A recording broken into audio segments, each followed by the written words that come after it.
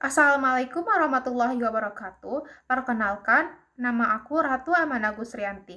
Aku dari Prodi Pendidikan Matematika dengan NIM A1C225083.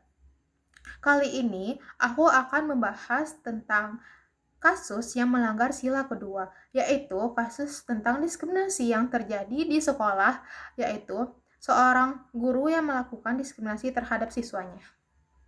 Berikut fenomenanya.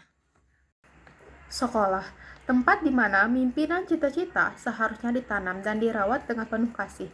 Namun, kisah pilu datang dari Medan. Ini adalah kisah tentang seorang siswa dengan inisial M, seorang siswa kelas 4 di sebuah sekolah dasar swasta yang dihukum bukan karena melanggar tata tertib, melainkan karena suatu alasan yang seharusnya tidak pernah membatasi haknya, yaitu karena orang tuanya menunggak membayar SPP.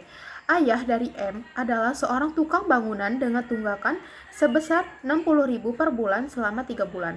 Beban ekonomi keluarga ini tiba-tiba dipindahkan ke pundak kecil M dalam bentuk hukuman yang tragedi ini berawal dari aturan sepihak yang dibuat oleh wali kelas M.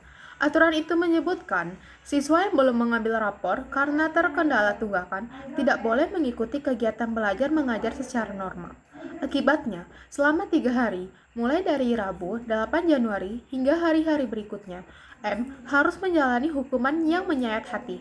Bayangkan, di tengah teman-temannya yang duduk nyaman di kursi, M malah dipaksa belajar di atas lantai, yaitu semen. Di ruang kelasnya sendiri, Ibu Kamelia, ibunda M, baru mengetahui kejadian ini ketika putranya menolak berangkat sekolah karena menanggung rasa malu yang teramat besar. Kalimat yang diucapkan M kepada ibunya yaitu, "Janganlah, Mak, ayolah datang ke sekolah." "Mahesa, malu loh, Mak, asyik duduk di semen aja."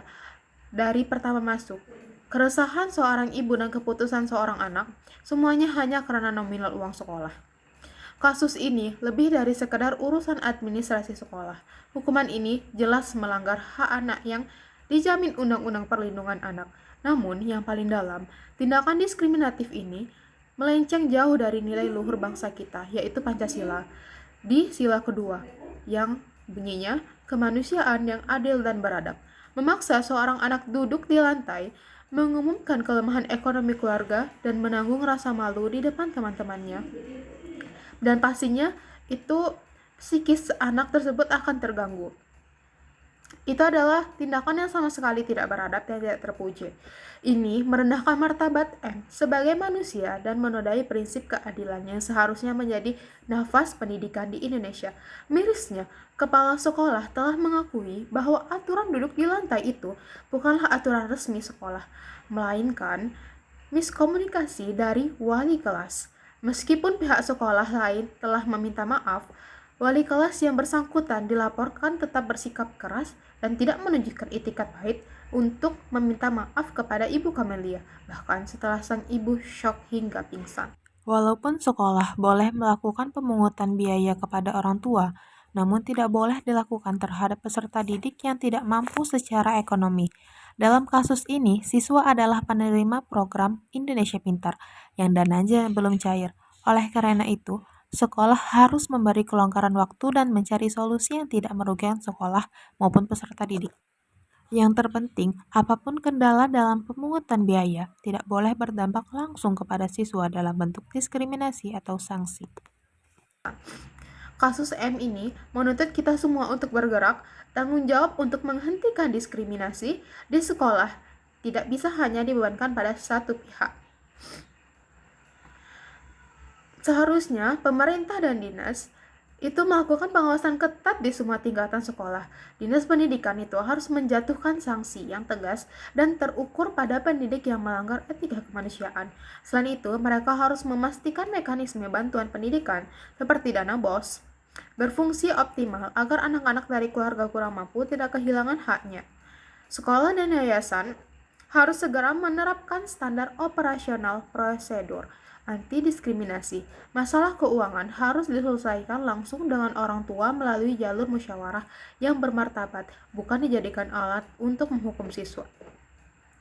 Kita juga harus menjadi mata dan telinga aktif melapor kasus serupa, serta menggalang solidaritas dan bantuan bagi keluarga yang kesusahan adalah bentuk dukungan nyata yang kita perlukan.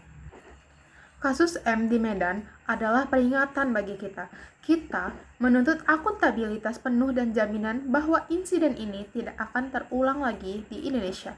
Pendidikan adalah hak mutlak, bukan privilege yang bisa dicabut hanya karena alasan ekonomi. Mari kita pastikan sekolah menjadi tempat yang aman, adil, dan menjunjung tinggi harkat martabat manusia. Berikan juga pelatihan komprehensif kepada guru dan staf untuk mengenali bias, memahami budaya, dan menangani insiden secara aktif. Kita harus bersuara, hentikan diskriminasi. Pendidikan yang adil adalah kewajiban moral bagi kita bersama.